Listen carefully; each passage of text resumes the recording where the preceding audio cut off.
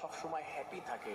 এই পৃথিবীর অনেক মানুষ আছে যে ভিতরের কষ্টগুলি ভিতরে চাপা দিয়ে রাখে, কোনো মানুষের সাথে শেয়ার করতে পারে না, মানুষের সামনে কান্না করতে পারে না। হাসি মুখ আমরা দেখতে পাই, বাট তার ভিতরে এত বেশি কষ্ট রয়েছে, এত বেশি হতাশা রয়েছে, যেটা মানুষের সামনে শেয়ার করতে পারে না। তারা যখন নীরবে কান্না করে, একাকিত্ব সময় পার করে, আর আল্লাহ তাআলার দিকে মনটা ঝুঁকিয়ে দিয়ে তখন আল্লাহ তাআলার কাছে দোয়া করতে থাকে, তাদের ব্যাপারে আল্লাহ তাআলা কি বলছেন?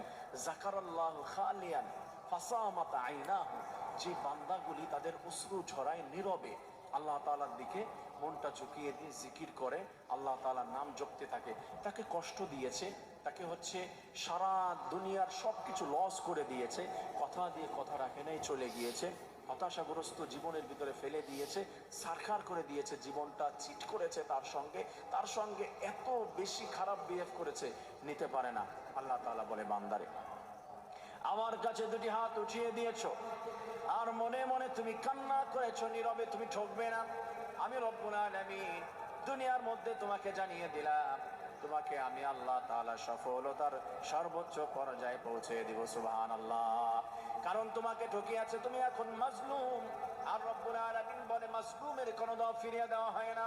আল্লাহ তাআলা বলেছেন, কোন তিন শ্রেণীর মানুষের দোয়া ফিরিয়ে দেওয়া হয় না, সরাসরি অটো আল্লাহ তাআলার দরবারে পৌঁছে যায় এবং অ্যাপ্রুভ হয়ে যায়। আল্লাহ তাআলা বলছে, তার মধ্যে একজন মাজলুম। আমি আল্লাহ রব্বুল আলামিন ওই সময় আমার বান্দা যা চায়, আমি রব্বুল আলামিন তাই দিয়ে বান্দাকে আমি সফল করে দেই। এরপরে হাশরের ময়দানে রব্বুল আলামিন বলেছেন তার হাবিবের মাধ্যমে, সামাতু ইউজিল্লুহুমুল্লাহু ফি জিল্লিহি ইয়াওমা লা জিল্লা ইল্লা জিল্লুহ।